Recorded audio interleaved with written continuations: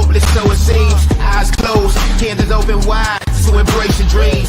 Sometimes you gotta take a loss just to get the win, like license. Popping it like oxygen when boxes wet. Focus on the mental, never lose like smooth instrumental. Better choose on the move and a pencil. Choose what I get to, never lose smooth on the move, but it's simple. Never give up if we want it, and maybe we just keep winning, we conquering daily. Envision that pay me is never. What's happening, everybody? Welcome into Divots and Pivots. I am Andrew LeDuc, a.k.a. Mr. Mallard. Bud is on his way, and he's having some technical difficulties. Looks like maybe the link I sent him is having difficulties, but we'll get him in here. Either way, tonight we got some fun stuff. We got some takes to talk about with you when it comes to pace of play. I know that was a hot topic this week with the tournament, with the Farmers Insurance.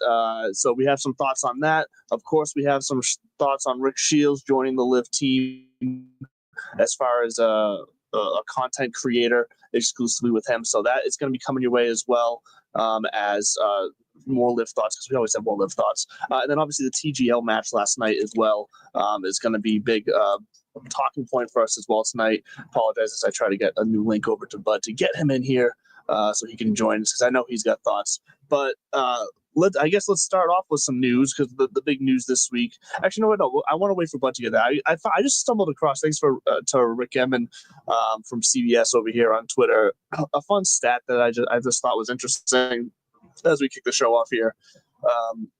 Sung J M has been known as like the Iron Man of golf, as he uses in his post here. He's played in a ton of tournaments. He's always competitive in set tournaments the majority of the time. He's played in 188 tournaments since he got full-time tour membership, and I believe this is 2018. In that same time period, though, someone has played one more tournament than him, and that's when we were doing betting on this show, a fan favorite of ours, Adam Schenk. So Adam Schenk actually has played 189 tournaments in that same time frame, which I found shocking because I thought Sung J M had it locked down. And honestly, Sung J M is even tied with Tom Hoagie at 188 for that same time period. So so that's interesting. Just a fun little thought. Rick's always got the good stats over there. So definitely take a look at him. Rick Run Good over on Twitter. It was just a fun little stat that I thought was interesting. Little tidbit as I was logging in here. Bud joins us. How you doing? Oh, he's rocking. I like it. In case you needed to see it, that's the electrical panel that needs work. So any of our loyal followers out there, you do electrical, or you know people who do electrical, it's not as bad as it looks. I'm flying the flag. Sorry about the tardiness. No, you're good. I don't know what's going on with the link, but so I'm sorry about that. No, I was just explaining. I don't know if you heard me, but the Rick Emmon stat that he just put on Twitter, I just stumbled upon as we were going live here, that Adam Schenk has actually played one more tournament than Sung J M since 2018 with 189 compared to Sung J at 188 and Tom Hoagie at 188, which, as he says, I agree. I just find it shocking because I thought Sung J M had that kind of in the bag as far as he just seems to be in every tournament. But our boy Adam Schenk coming in strong since 2018, really putting his nose down and grinding hard. Adam Schenk found his way into my heart too, and I want to fact check myself real quick. Well, he used to be a favorite in our emergency nine when we were doing the DFS stuff. He's always been a little fan favorite, but he also French Lick Resort picked him up last year. He picked them up as a sponsor. So French Lick Resort, famously of my wanderlust years of 2022, but also they picked up the Corn Ferry Tour with the Die course. It is becoming one of the more up and coming courses out there, where Tobacco Road used to be the place to go, and now you're seeing other areas. Right. Hoopy Match Play Club in Georgia, that's popping up. That's becoming a little kind of niche, I guess, if you're looking for an off the beaten path. Because this week we're at AT&T, we're Pebble Beach. Yeah. I will fully admit, I had to look it up as I was logging in. Who won last week? All I know is that Ludwig went low first round, and I thought to myself, great, this is going to work out for me. And then I just kind of on just about every hole. Well, that's just what happened. And then I look up on Saturday afternoon, because it was a shout out once again to my guy Justin, who runs our league. He texted me and a handful of others Wednesday morning, hey guys, get your picks in. It's that wonky week where they step out of the way for the NFL. So thank you again, Justin. So I thought I was in good position, but then I didn't realize I wasn't paying attention at all. I'm not gonna lie, I was a little more tuned into the TGL stuff and Yeah. some off course stuff. That after this week, my head will be a little more clear. I'll be able to focus a little deeper on some of these tournaments and also get back to the activity in the mornings. I know the throngs of fans have been wondering, where did you go, Miss Joe DiMaggio? I haven't been posting in the mornings at this Buds for You, and there is some background to that. So I lost both my parents within like about a 2.5-year span, which if anybody's like, oh man, yeah, it does suck. It's awful. I will say it's the only natural law you have to follow. You're going to lose your parents and you hope you say goodbye to them and you hope you don't have to say goodbye to your kids. You know what I'm saying? That's in that way, so to speak. So that all kind of came to an end last year. And thank you for always, and this show for always kind of being there and being a weekly escape. No matter what was going on, I could rely on coming here, checking out, talking about golf for an hour and kind of geeking out on that. Well, at the end of the golf season last year, a lot of stuff was going on, and not like negative. I wasn't in rehab or anything. We had like weddings to go to and travel and shit like that. And I just thought it was an organic time to take a pause on the show. And then when the year ended, same kind of thing with my morning posting. I had some stuff that needed to be cleaned up, or not even year end. It was the year for the season end last year. So I just kind of paused that. Well, luckily and gracefully and blissfully, thanks to my roommate and her patience, your support, all my other friends, we're back in a better space, and we're going to be back to producing some content and rejoining the conversation and growing that conversation. So stay tuned for more on that.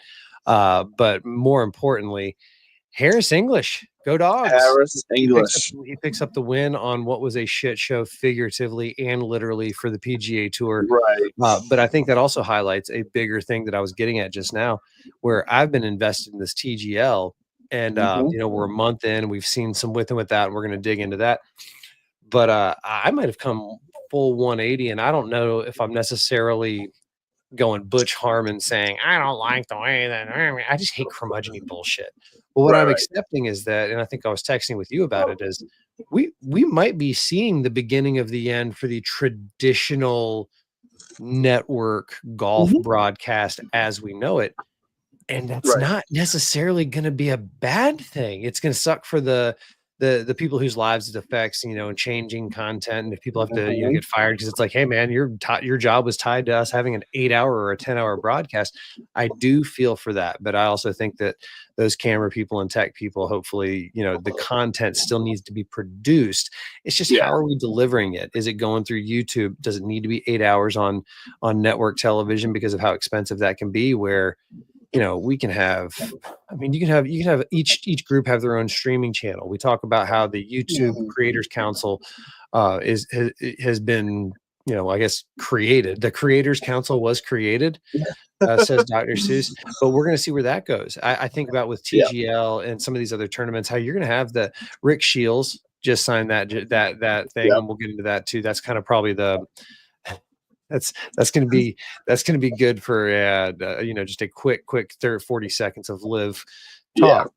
But on this side of reality, where there is growth mindset more so, I think it's just kind of the beginning of the end. We are 5.5. It doesn't, and it leads into, I think, topic one. If this is a real show, we might call this the A block. We call the first 10 minutes the rambling. This is like we always say land the plane at the end. This is like a plane. The takeoff sometimes smooth, sometimes a little bumpy. It doesn't matter. No, we're not up and shut up. We get to our cruising altitude, and then we cruise. And then we cruise, and then we have to land the plane sometimes abruptly. But I would say let's get into that. I think because you want to talk about that. There's a lot of other stuff going on, and we will get to it. So hang in there. And by the way, if you tuned in for deep fantasy sports betting insight, I hate to be the bearer of bad news, but in the true form of our shows titled Divots and Pivots, the format might be pivoting a little bit this year. Does not mean we're going to neglect sports betting, both as a topic and as an opportunity. But it just might not be a weekly focus because the game is bigger. And I'll tell you what, I don't want to act as if I'm smart enough that you should listen to who I'm picking. Exactly. I'm going to make you laugh. I'm going to make you think. I'm going to bring some stories to your attention that you might have overlooked because, you have a life and you're not living and breathing this shit. But the topic du jour, which I do think that you are right on the nose as a great producer always is pace of play. So let's get into it. Well, and that's the thing. That's where everyone's attention and eyes were on pace of play this week with the Farmers Insurance, because it was, I think the final group was right around 5.5 hours roughly to get in the 18 holes, which when I hear that, I was like, yeah, that's not like, maybe that's a little long, but it sounds about right to me. That was my initial instinct. But it got me thinking, okay, let's take a look. Maybe it is longer so far this year, which once again, still a small sample size. We've only had a handful of tournaments to really look at for this season so far. But still, for what it's worth, so far on average this year, we are looking at roughly a half hour longer per 18 holes in these tournaments, which, is, from a broadcast standpoint, is substantial. But in my eyes, as a golf fan and content creator, I still don't see the issue with pace of play. I don't think this falls on the players or the course staff or whatever you want to put it. I don't think it falls on that end of things. I think the issue is that people are complaining about is more so the broadcast, which you're now alluding to, like things need to change, which got me also thinking here, a little sidetrack. I just was thinking about this right before the show. The people that are complaining are all like us, golf fanatics, content creators, media people, whatever. They're the ones complaining about the pace of play, which I don't get. Because to me, that's not a true, I guess, temperature of the casual fan, which is, let's be honest, the casual fan that only tunes in a handful of times a year or passing by the weekend. Those are the people that would have the biggest issue with the pace of play and why they're not watching. I'm not truly interested in taking the temperature of and I've used that phrase already like 4 times tonight. I'm not interested in taking the temperature of people like us on pace of play. We, I think, have a better concept of commenting on the broadcast of it because we kind of understand what works. We do the research. We look at what people want in that sense. But pace of play is pace of play. It's always been this way. And if you think about the stance of the broadcast, say on a Sunday for the final round, for the final grouping, we're really only tuning into like NBC, CBS for the last 4 hours of the tournament anyways, which at that point, if you really think about it, hello, Cooper. At that point, if you really want to think about it, we're getting what we want. We're missing the first handful of holes from the leader group, but we're getting the leaders down the stretch at the most exciting part of the tournament for 3, 4, 5 hours straight, depending on the amount of broadcast time that CBS, NBC, whoever has. I don't see the issue there. If you want to talk to me about the broadcast being an issue with how many commercials or cut scenes, if you want to say these segments where they're doing history and all that, like, then I think you have an argument there. You can have an argument on how many shots they show, how frequently they show shots, who they're showing shots for. That, I think, is an issue that we need to solve, that you were alluding to, with some more creative broadcast forms that can run adjacent to either the network or, hell, we throw some love back to the Golf Channel, like you were saying in our text messages. I mean, the Golf Channel and streaming, ESPN Plus, that's going to be the future anyway. I mean, that we're already there where the structure is in place to do what we're talking about, saying like, hey, you can just follow whatever player you want. The Masters did it now, where when you go to your Masters app, if you're streaming through the Masters app, you can select players and just literally watch their shot by shot. Some of it, and they've even gotten better, where it used to be where you would get like the after shot replay of them. Now it's like, you just tune in live. Let me follow this group. All of that's wonderful.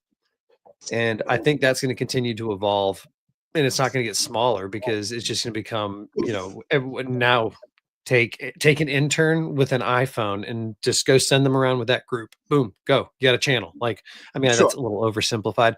So in theory, if that's the possibility, and not even the possibility, if that's the future, which it's going to be, needs to be.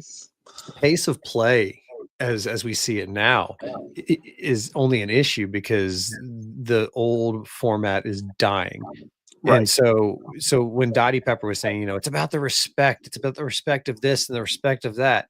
I love me some Dottie Pepper. I love me some Dr. Pepper, but sometimes too much Dr. Pepper gives you a cavity, and sometimes Dottie just talks too much. And I want to say, what it is this anxiety of where are our eyeballs going? Wait a minute, we've been producing this product forever, and this formula always works. And we're okay. The eyeballs are going away, folks. You can't fit 50 pounds of shit in a 20-pound bag. You're not going to be able to squeeze a full round of championship level golf down into TGL. You're not going to be able to do that because those are two different products. So what we're talking about and what we're alluding to is just those network folks and some of these people who have been relying on this grandiose delivery are going to have to go back to hustling a little bit, meaning you might not get 8 hours of exposure. You might get 18 minutes in a 2-hour window. It was not that long ago. I remember I was a young buck, but it was high school when Augusta National, when the Masters, I think it was 97 maybe, when they first finally started showing the back or the front nine. Before that, all you got until 1997, all you got was the back nine.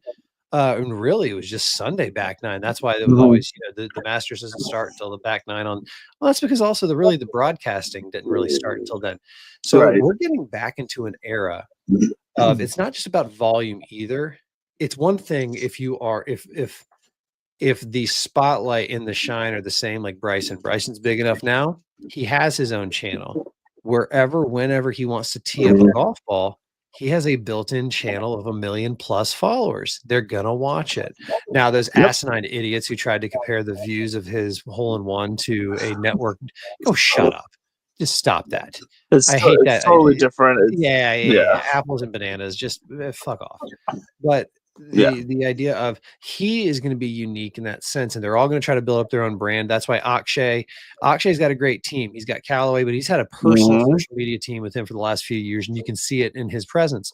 So that no matter what direction this goes, and so when Butch Harmon's saying we need the top guys every Sunday, no, you want the top guys every Sunday. We never had the top guys every Sunday. It's never been like that where it's always been leader packed.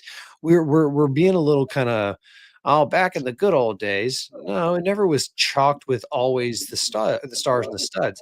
Tiger was there for a while, but he was different. since you can't be guaranteed to have the eyeballs just because the name is there, you do have to think of what is this product anymore? Is somebody that's like, shit, if we don't have Scotty there, if we don't have one of the big ones, damn it, that's 5.5 hours down the drain. You're right. There's no way around that. And your advertisers know it and everybody else knows it. So I genuinely believe that network broadcast of golf as we know it is going to go back to being limited to maybe 2 hours on Sunday, 2 hours on Saturday. That'll get hyped up and everything like that. And maybe they will find a way to shut down all the streaming. That's, get us hooked on the streaming side of it again. And then say, oh yeah, you even want your favorite player? You can only do that here. You have to be, you have to tune in and get the QR code. Some fucking way around it. But the reality is this: the pace of play, 5.5 hours for a championship professional golf round. They tell us that these state amateurs to prepare for 4:45 to 5. They just say like mentally prepare for that round, and they even say we know this is not normal etiquette and blah blah blah. Because so I don't know. I mean, I think Dottie is really just getting nervous about the downward spiral of the traditional golf broadcast. And the fact that, a guy like Kiz is going to throw in a Zen, go, muck it up with the boys in West Palm, and then he's going to go sit in a tower for 4 days and tell dick jokes, and that's going to rate. They're going to all of a sudden see that the spike go. Yeah, of course, because again, they've got somebody who's got that tangential. He's an official Barstool guy, so right there, boom. Yeah. You're going to have those guys on there. And that's what this game has become. Wait to see who. I wouldn't be shocked if one of these guys, Grant Horvath or somebody who's got a big following like that, signs some sort of simulcast deal with CBS, kind of like McAfee does with ESPN. I mean, or the Manning, like you were saying, the Manning cast. That's the direction this is going. So that's what I was saying, because you mentioned in our text this weekend about that it's attention span is also part of it, because our generation, our world right now is like it's harder and harder for networks or any show or even movies for that matter to hold and really anyone's attention span. I'm not excluding myself from that. It's a real thing. So I think the idea of having options, like we've talked about with the way Masters does it, the ESPN Plus, different viewing options. But even I had brought up the Manning cast because I thought, okay, so maybe an alternate broadcasts on YouTube or streaming through ESPN or whatever is a way to just provide a secondary option that's it's broadcasting adjacent to the network broadcast, but maybe the alternate broadcast has a bit more of a closer spin to, you know, following the guys that are like the highest bet guys for the week or for that day, or the highest played guys in DFS. All this information is very accessible to you, me, anybody who wants to just do a quick search. You can find out who's being bet, who's being played in daily fantasies or whatever other form of golf fantasy and betting you're playing. Like, all that information can be got very easily. It makes sense to follow those guys, because if those are the people that golf fans care about, then the networks or a YouTube channel should find a way to give the people what they want to see. And whether that means maybe to start, it just means a Friday show for cut makers and then a Sunday show for, you know, bank breakers. I don't know, call it something like that, to where you're making the cut and then you're making your money on Sunday. Something this, so you can go so many routes, but I think what people want is options. And I think we've seen that with the way that the Masters app has been praised in the past few years for the options that they've given, and the way ESPN Plus has come in and somewhat copied that to an extent. The people want options when it comes to golf. But it comes down to that the broadcast is the much bigger problem here, and pace of play is just the scapegoat of the week, because for some reason it caught traction, it started trending, and every other content creator out there, big and small, decided, let me jump on this. This is what people want to read in social media and on podcasts, and let's blame pace of play and all band together to bitch about this. And I'm just not going to get on that train, because I see through it. It's not the issue. No, I love that you see through it. You've always been the bigger fish in the pond. Yes, that's me. Speaking of pace of play, we have the Pebble Beach Pro-Am. Pro-Ams traditionally have these 6.5 hour rounds. Right. But given that this is a signature event, they did this last year. I'm not going to fact check and see if they doing it again this year. I don't see why they wouldn't. I believe the Pro-Am is down to just 36 holes, and now the weekend is open just to the golfers, because again, they're trying to make this as friendly as possible. Because if you look at the look at the field this week, and hopefully my boy Luddy Aberg is back, feeling better. You've got a lot of, and you know what, we are going to go again off the official World Golf Ranking. I'm not going to go off the FedEx ranking right now because it's so early in the season. Early. Yeah. And anybody, the official World Golf Ranking's dead. The live guys, fine. No, how about this? Whatever. Bryson's the best. Bryson's the best, and Brooks is top 10. Okay, sure, we can have that conversation. We can probably agree on a lot, but right now, official World Golf Rankings is still the rankings. Yeah, and it's not broke. Anyways, there's a couple of people who've opted out, so to speak. Anyway, exactly. I mean, this is the big first one of the year. This is the big first signature event this side of, obviously, the century or whatever the hell they did at the beginning of the year, the Tournament of Champions. And after coming off of Torrey and kind of that wonky Wednesday to Friday and the slow play, high winds down the street, there's a lot of what's going wrong this week. I think this is their chance. Without any football, you got the Pebble Beach, you've got the Pro-Am aspect. We're going to see famous people. I'm kind of curious what the weather is going to be like this weekend, because that's always the biggest. That is always the biggest thing for Pebble Beach, because if you get shitty weather and we get fog delays and this gets pushed back, and you have 36 holes in a day and they just can't get it in anyway, and it's then we're going to be hearing the same things this week. Just any excuse for anyone to bitch is what we'll be hearing. Yeah, I mean, it's a good. I never really needed a reason to bitch. Well, no, that's true. And real fast, just side note too, while you get the information you need, just to kind of come full circle with the broadcast stuff, is that they've already started making changes specifically for this tournament this week for the first time, for all the people that want to follow specific players for betting reasons or DFS reasons. For the first time, Shot Tracker will be available for both courses, which is big in this world. Hey, there you go. For the last handful of years, it's been a constant complaint that they can't follow every shot for every player on every course during a multi-course event.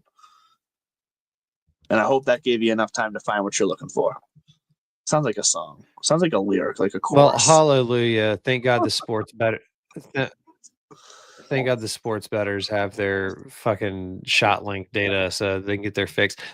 Well, they are Ooh, some of the loudest voices in the space, we're unfortunately, getting that interesting, people are starting to Pebble. listen to more. Oh, Interesting, Pebble, weather-wise. Going back to the, yeah, it's gonna be cold. It's just gonna be cold, and it's gonna be cold and gray. It might rain a little Saturday, might not. So it's gonna be cold, gray, and damp. Awesome. That's what I want out of Pebble Beach. Everybody's gonna be in sweaters. The ball is gonna be zipping back off these tiny ass greens. Jason It's Day's gonna be gonna be in a wonderful. trash Bill Murray bag. will be everywhere. To your point about the sports bettors, I don't exactly. I don't. I mean, I say tongue in cheek. You know, thank God they have it. That's where the game is. We legalized it. The cat's out of the bag. The toothpaste out of the tube. Pandora opened the box. The game is over. Sports betting will drive all of this moving forward. You are right.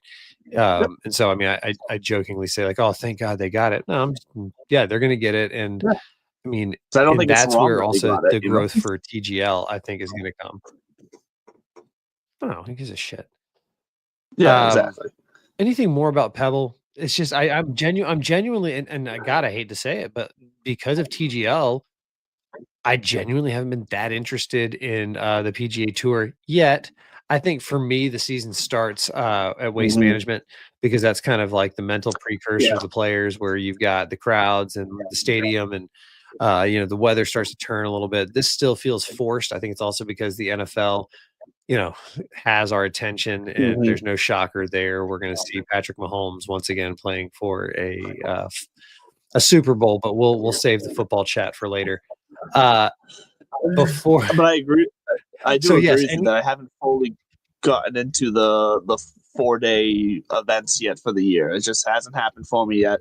Like, I'm paying attention, but I've much more been paying attention to the storyline so far, the news, the breaking news stuff for the league. Like, that's been more so my draw, and yeah, the TGL, because that's just been new and interesting, and I've been trying to find the angle on that. So yeah, I'm with you there. Like, I'll probably start paying a little more attention this week, but Waste Management for me is where I'm going to really start to dive into, really setting the time aside on the weekends to sit and watch as much as possible. I don't know. There's no way. Okay, I was trying to see for which celebrities are playing this year in the Pro-Am, and I don't think they have it up yet. They usually do post it, but players. they haven't posted tee times yet, so I don't think. I think they post it usually, or at least PGA Tour.com usually posts it with the tee times. Yeah, they're still showing last year's. Yeah. I was about to say, because I saw Josh Allen on there, and I was like, I know he just exited, but I don't think he's hot. I mean, who knows? Maybe he will be out there because he's like, these are players from the past, like Ron Rivera, Pau Gasol, Gareth Bale, Will Arnett, Buster Posey, Nate Bargatze. So I mean, and these are all, you know, names that are. Yeah, these are usual suspects. Josh Dumel, Carson Daly. So who knows? Maybe Homeboy really is playing again this year. I don't know. I don't care. I will actually watch a little bit of this though, because again, it's Pebble. But when am I going to watch? I don't know. Probably Sunday afternoon for a couple hours to see who's coming down the stretch and if it's competitive. I do enjoy West Coast swing because we get primetime golf on the weekends. That is fun in this vacuum of football. But other than that, I think there is something to be said about the problem, so to speak, with the PGA Tour and how they're going to deliver this product, because I don't think you can shrink it down to, you know, these field sizes. You know, 70 is fine. 70 no cut. I'm like, fine. If you're also going to guarantee that the overwhelming majority are going to be these high ranked players. But for the rest of these fields, you got to keep them big enough, 144 or whatever, to be accessible and kind of have opportunity there, which means you're just going to have these big behemoth of the tournament that you're not going to get a ton of eyeballs on. And how do you deal with that? How do you balance the cost of keeping that up with the demand that seems to be dwindling, but also seems to be the foundation? Because if we don't have a PGA Tour in this huge thing to say, if there's no mountain, then how can you say that some people are at the top of the mountain? And I think we're seeing that with Live Golf. They're claiming to have guys at the top of the mountain, but they're trying to make a mountain out of a molehill in the desert, no less. Nice use of a nice cliche phrase there. I like it. Okay, so let's quickly hit the break. See, thank you. I couldn't. I've been the last week. I have struggled with words. I have not been able to find the correct word that my mind, my ADHD has been through the roof to where I know what I want to say, can't find the word for it. It's been brutal, so bear with me. I apologize. Let's hit the break button. Let's hear from Underdog Fantasy, and then when we come back, let's talk about last night in the TGL. Fantasy Sports Corp and Underdog Fantasy have teamed up to start your fantasy season off in the win column with Best Ball. What is Best Ball? It's quite simply the easiest way to win. No team management, no trades, no waivers. It's their biggest contest ever, and it has only gotten bigger. You simply have to sit and win. You don't even have to set your lineup. Always get your best score every week. Just enter a contest, draft your team, and Underdog will do the rest. What could make this even better? How about free money, up to $100 using our exclusive promo code? Go online now and use the promo code DIVPIV to double your deposit up to $100. You tell them Gingerbread sent you. Good girl. Gotta love the gingerbread. So you got me excited last week. I won't lie, because you had mentioned. I thought it was back to back. I was so wrong. Yeah, I know. So literally all week, I was like, I'm so excited to get Monday and Tuesday. This is great. And then as I'm literally all the way into when I'm watching the broadcast last night of the TGL, and they bring up the upcoming schedule, I was like, wait a minute. There's not a match tomorrow night. What is this bullshit, bud? So whatever. We had it last night. I don't know the reasons of that, but we had it last night instead of Tuesday nights this week. So no TGL tonight. What I did find interesting before we get into the nitty gritty of last night's match, coming up on February 17th, for not Patriots Day, President's Day, they go on with the triple header. We got a 1 o'clock, we got a 4 o'clock, we got a 7 o'clock on TGL. For TGL on ESPN all day.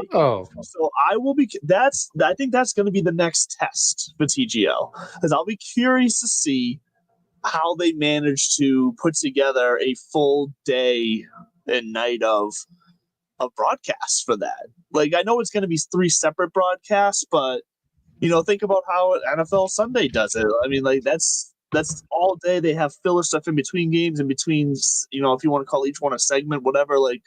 I'll be curious to see how they approach it. Do they approach it as straight up just three separate things, and then if there's an hour between, they just go back to normal programming? What's it going to be like? So I think that's interesting. There should be a nice, interesting test for that. But let's get into last night, because I thought last night was exactly the potential of what the TGL can be. Part of me also wonders if that could unfortunately be the peak of TGL. Because I saw someone post this, and as I read it originally, I was like, oh, you're just being a sour puss. You're probably going to go on a rant on how Liv is so much better now. And they did, like I thought they would. But when I kind of sat and thought about it, at the core of it, they might have a point, because what we had last night was Rory versus Tiger in a very close match, and we had overtime. We had Big Papi in the crowd. We had Mike Trout in the crowd. We had full-on stars at every angle, and we had an intense electric match that gave us our first overtime. And it was all still done in 2 hours and 15 minutes or so, maybe even less than that. So I thought, perfect. This is exactly what this can be. We get more of this. This is going to take off. But does the person have a point in that? Was last night the peak? Maybe, because if we're not going to get Rory and Tiger in that, say that's an equation, I don't think, maybe it's not going to be as successful if we get that same equation minus Rory and Tiger, and instead it's JT and Ricky Fowler. I think that was the beginning. I think they're actually so happy they got this overtime. What is overtime? I was in the car when they played it coming back from the gym, so I actually didn't get to watch the overtime, unfortunately. But I believe it looks like it's best 2 out of 3. It's best 2 out of 3 close to the pin. That's what I thought. Okay. Yeah, because it shows that like Tom Kim beat Keegan Bradley and then Kevin Kisner beat Adam Scott or vice versa. Yeah, I think for them this is kind of and they're going to take this bit by bit. Nobody's saying, you think about how long it took MLS to expand, and they're still growing. We're not all of a sudden going to get 3 other locations like it's been speculated. I think that's just down the road going, hey, this makes sense if they get this thing as big as they want it. I think they're doing a smart thing by, they gave us, kind of just an opening salvo, a taste, a touch. You knew you were going to get eyeballs, and you got Tiger, and then you got, just a normal match, and then we got what everybody wanted, and so everything's rolling now, and we'll see. Obviously, Tiger's gonna rate, Rory's gonna rate, and I think there will be kind of just this lull once football's over too. Of what, like you said, President's Day on the 17th. What the hell is anybody gonna do? Like, you're going to be itching for that. And I don't think MLB's got the juice to get in there. So I think there's potential and upside. That said, the dip when it wasn't Tiger and it wasn't the opening. Yeah, it was like 300 million or something like that, right? Was that what the numbers were? 300,000, yeah. 1,000, sorry. It's not the World Cup. Yeah. Yet. 300,000. Significant. I think it's natural. I think that's kind of the ebb and flow of golf. That's kind of, it wasn't a major, so to speak. You didn't have Tiger or Rory. How's it any different from a signature event compared to the John Deere Classic? The bigger takeaways are how this is influencing and impacting. Like I said, it's kind of one of the context clues to the Dottie Pepper comments of, I think with stuff like this breathing down their throat, it's like, speed it up. Come on. A shot clock works over there. Why can't we get it over here? And you saw the first reaction that first week is like, oh, shot clock. I think they say that now. And then I think, honestly, when it comes to them on Sunday with a major championship or, the genesis on the line of the players, to have the heartbeat or everything has its place. We talked about this with Live Golf. We don't want everything to all of a sudden have music everywhere. Everything doesn't have to have a shotgun. I don't think everything needs a shot clock. I mean, per se. Honestly, though, if it's probably gonna happen now that it's been talked about this much, and they're gonna try that as the next thing. Innovation. Right, but I think what they're gonna find is with the live on course, the walking, do I have to call a timeout to go take a piss? Do I, what if I get some water? When does my clock start? Is it when they clear the green? Well, hold on. You said that then he had to come back. I think it's just too messy. It is, and that does open, like you said, that does open the door for now. Like, they would have to build in timeouts. Like, if you're gonna have a shot clock, you have to give the guy a chance to save himself in a way. So it opens up a whole other can of worms for the tour. I think there already is a system, like Brooks said. Start stroking dudes. I mean, just start enforcing hardcore the system as is. If you are out of position and it's your fault, I mean, there's a difference between you're out of position and I don't know, there's some extenuating circumstance. But if you're out of the guy's cup, like right. I mean, it's if you're out of position, then the ref says, hey gang, you're out of position. If you are still out of position at the end of this hole, then we're going to put you on the clock. And every time that you are, over time, first time's a warning. Hey, that was it. Next time, every time out, it's a stroke. And I agree. Shit or get off the pot. Start enforcing the rules. Maybe that'll help. It probably will help a little bit. But I honestly think that the bigger stories that'll come out of that isn't, oh my God, look how much faster we got it. It's going to be, oh my God, look at this player. He got 3 penalty strokes, which cost him $75,000. And now his kid can't get braces. Or, now like the caddy's daughter can't, do X. I think that's what's people are going to focus on. Yes. But you look at something like baseball with the pitch clock. Have you been to a baseball game since they've implemented it? No, I haven't actually. It's fucking wonderful. I've heard great things about it, but I've not experienced it in person myself. I used to be a lot younger. I used to be a hardcore can't leave Fenway until you sing Sweet Caroline. Like that just had to happen. So over, I'm not gonna lie, so over it. And now honestly, I'm like, I want to beat the crowd to Kenmore so I can just get on the green line. I even cringed when the Frogs came out to fucking shipping up to Boston last night. I did because that's just I loved it. I'm so over it, and I knew they were going to do it. Like I knew it. I knew they were going to do it. So because I know the rest of the world, it's like, oh, it's Boston, here they come. But I'm like, I'm just so over it. Well, you can. As someone from Okay. here.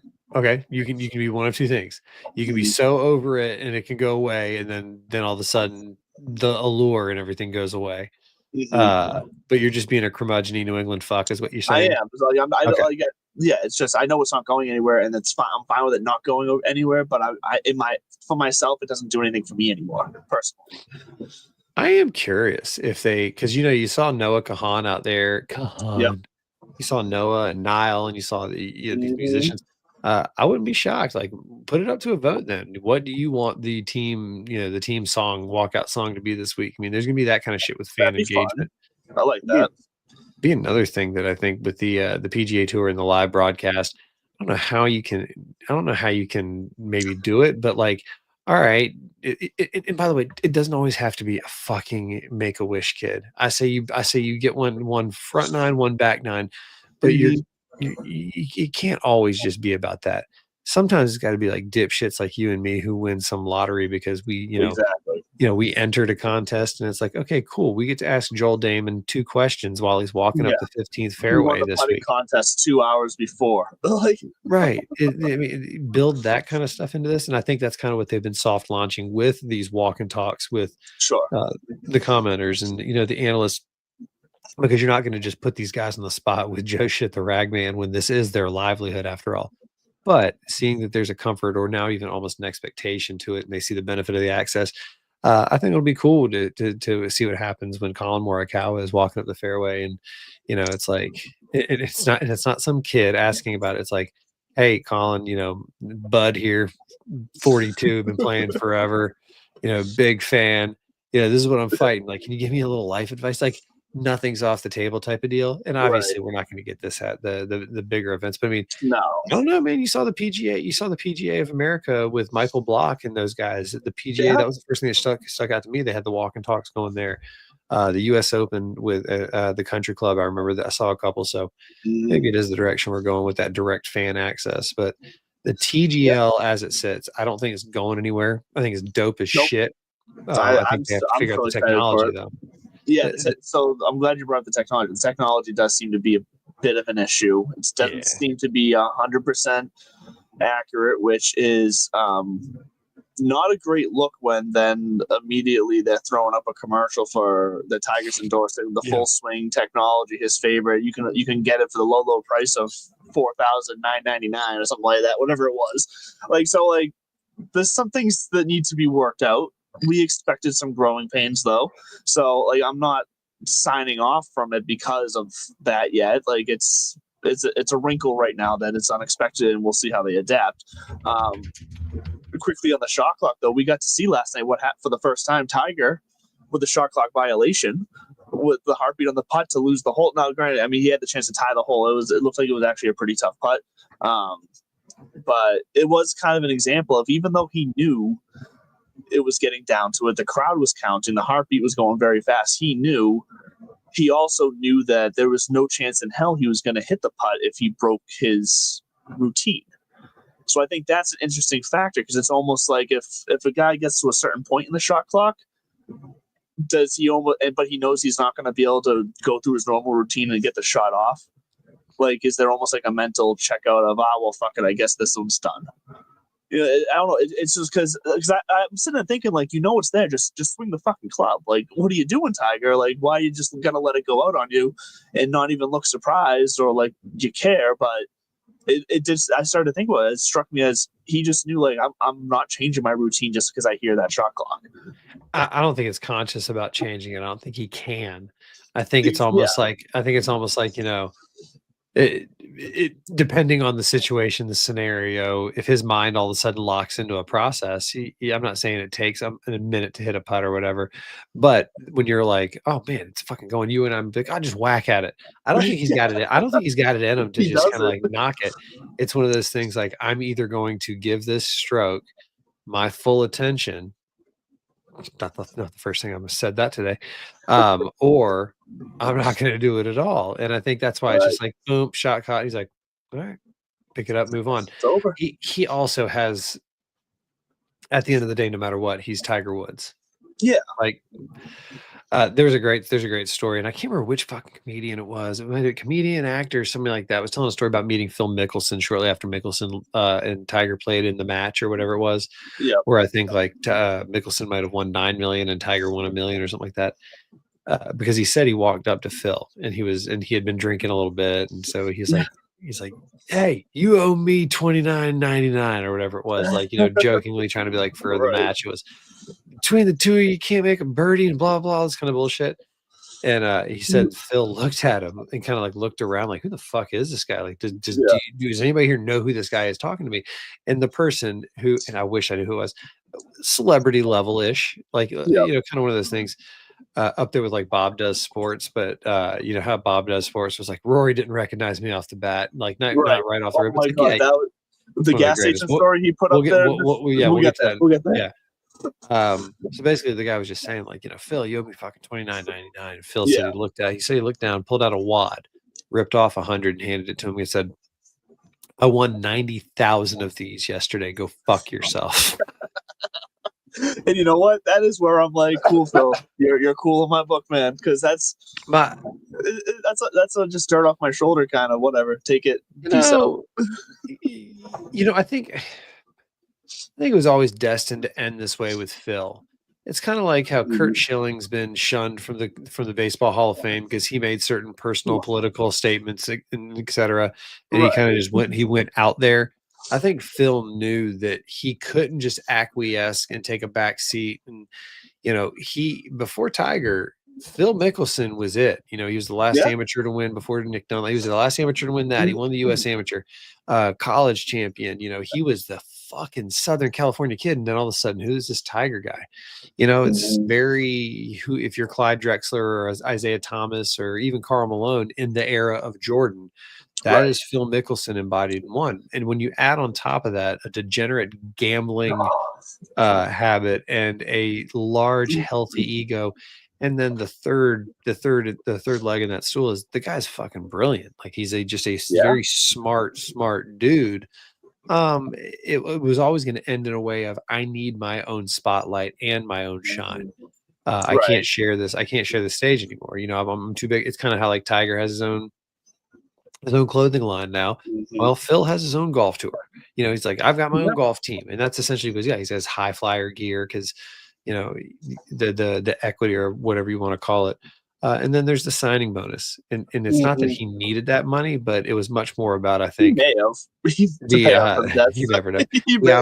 The opportunity of it's kind of like when you're a billionaire. What's the next step? Well, I got to buy a sports team. That's the only thing. Right. Well, I've already yeah.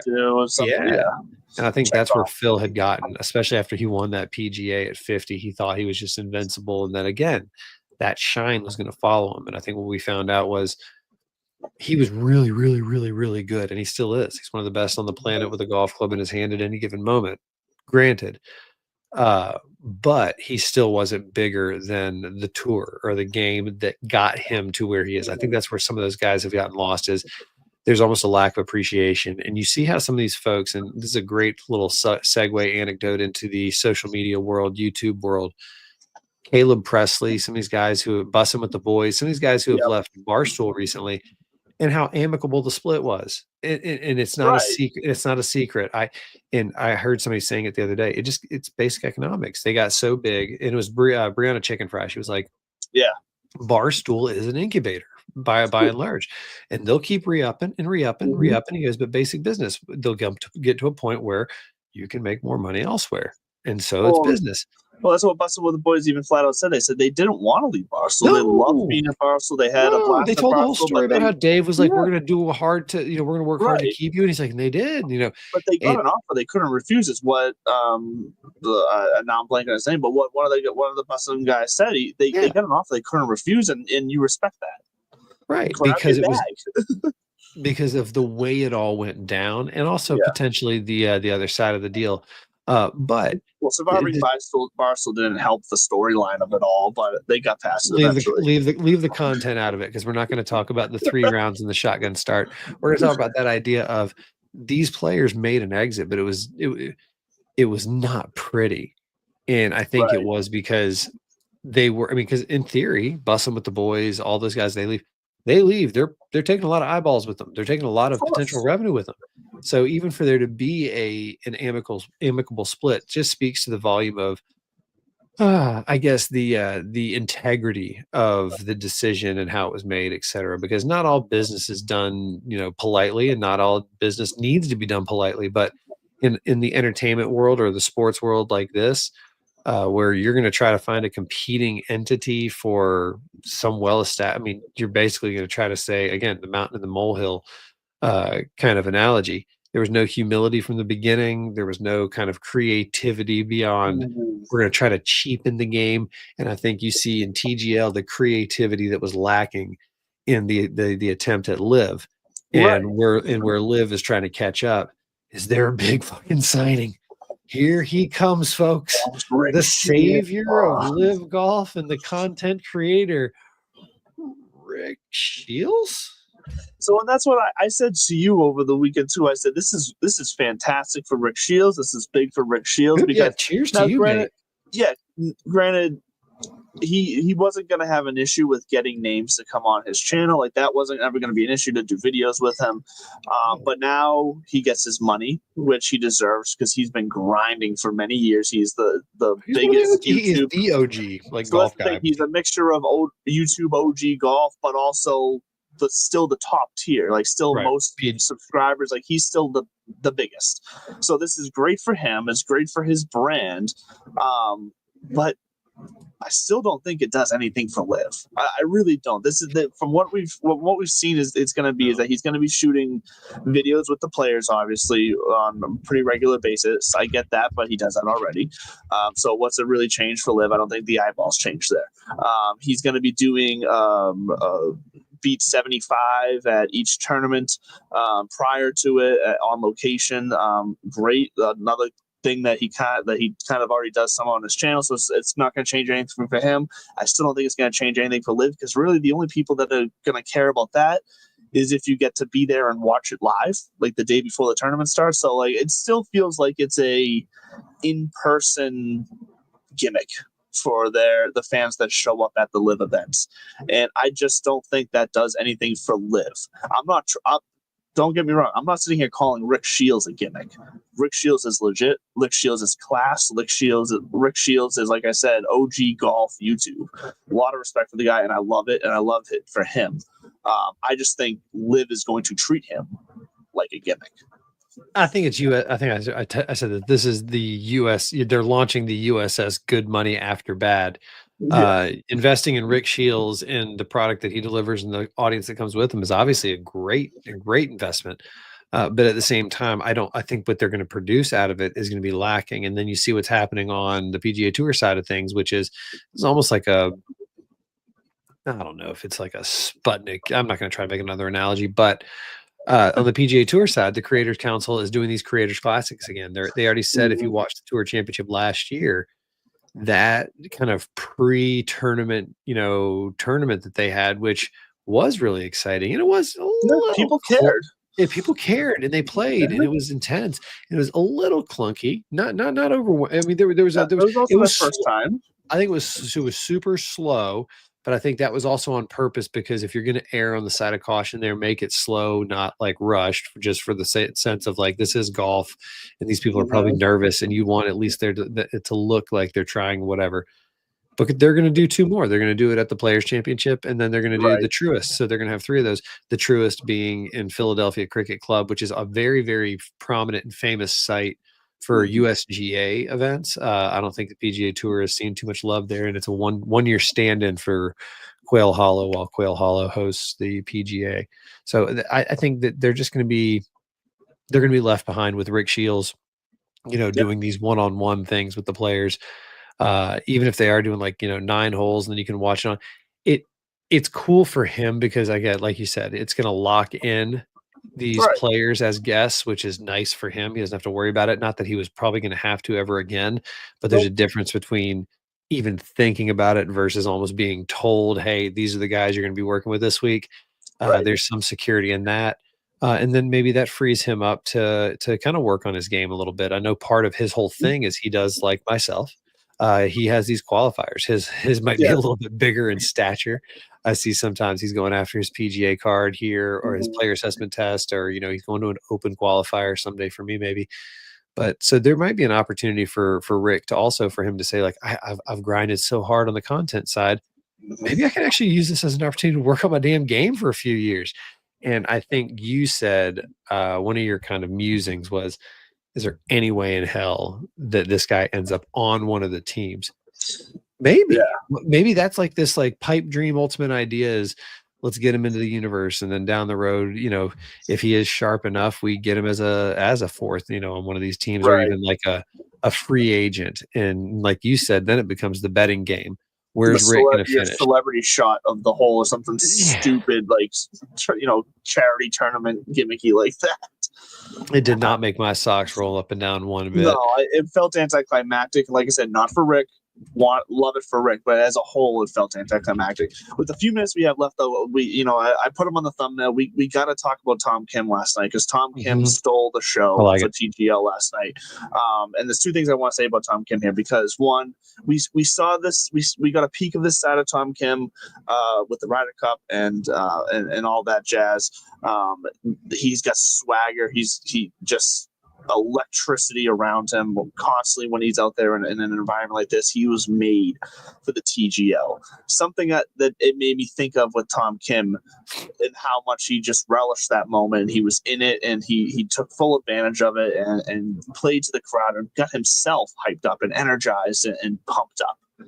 For a guy like that seems to feed and perform off of energy, say he goes out there and plays Pebble this week, I feel like it might give someone like him a little bump to go into the actual PGA Tour event coming off of playing that Monday night with the high energy and feeding off it, because it almost feels like it ramps him up just a day earlier than he typically would ramp up, and maybe it gets him into the coming out firing in the first round a little bit earlier. I don't think this is going to be that way for all these guys.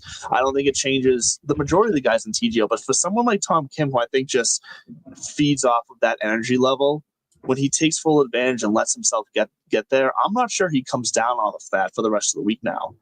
Like, I feel like he just carries that right into the event, and it could be a small advantage for him heading into this week.